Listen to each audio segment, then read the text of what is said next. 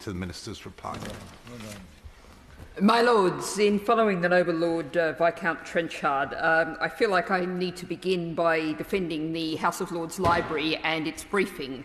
Noble Lords might wish to follow the link provided in that briefing to the source of the figure of 42% of electricity generation generated from renewables in 2022, which links to the BEIS Energy Trends UK Electricity ET 5.1 document, which shows clearly that that is the annual figure.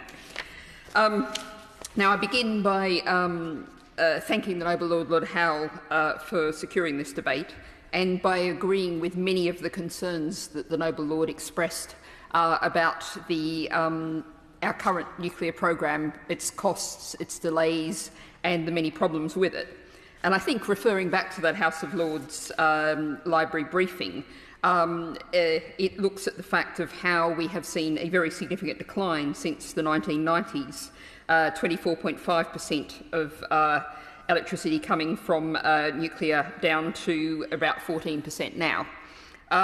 This is a dinosaur technology that was tried out in the 20th century, has proved to be a failure and is on the decline, as the way our energy future very clearly is renewables and a phrase I really don't believe I've heard mentioned today, energy conservation.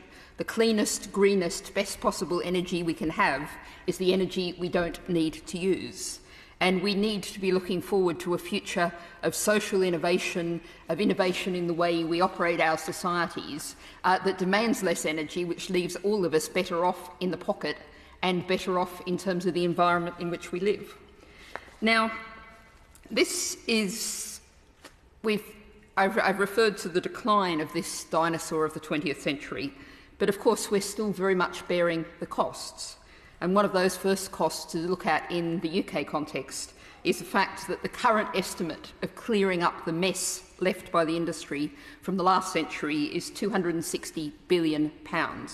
And that's a figure which just keeps going up and up and up. And we've referred a great deal to the problems of skill shortage in the nuclear sector. Of course, we have huge problems with shortage of skills for that clean-up, which is where a great deal of expertise naturally needs to be delivered. And I think it's also interesting that we also secured, this debate was secured at the point where there's great controversy about what's happening right now at this moment in Japan, in Fukushima, where wastewater is being released from the destroyed nuclear plant there. Some truly mind-boggling figures. There are currently 463 million gallons of water contaminated being held on that site. They're currently collecting more contaminated water, 26,000 gallons a day. Now,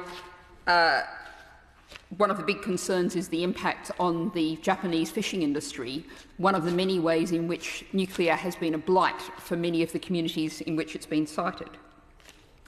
Now, a number of Noble Lords have referred to the costs. There's many figures I could cite, but France is very often seen as a nuclear leader.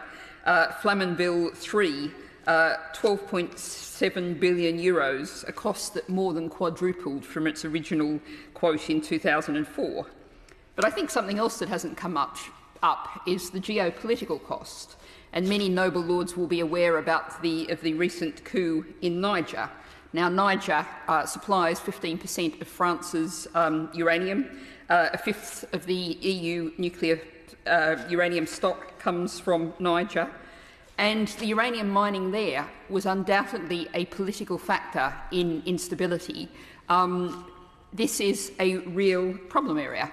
Now, an issue size will be, we come back to the UK, the fuel comes from Russia, as does a great deal of the EU fuel, with the obvious issues I don't need to raise.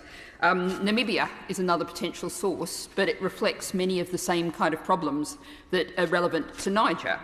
And if we look to Australia as somewhere else often cited, well, recently Rio Tinto, a mining company with a very dubious history, has been forced to fork out a very significant amount of the cost of Australian $750 million for the rehabilitation of the Ranger uranium mine that sits right in the middle of the Kakadu National Park and has been of great concern to the Aboriginal inhabitants of the area of the impacts.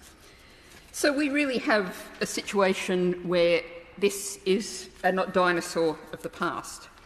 Now, I just want to pick up a couple of points that have been raised by others in this debate. The word baseload keeps popping up. And I'm going to go to a quote that I go to often. Steve Halliday, CEO of the National Grid, from 2015. The idea of large paid power stations for baseload is outdated.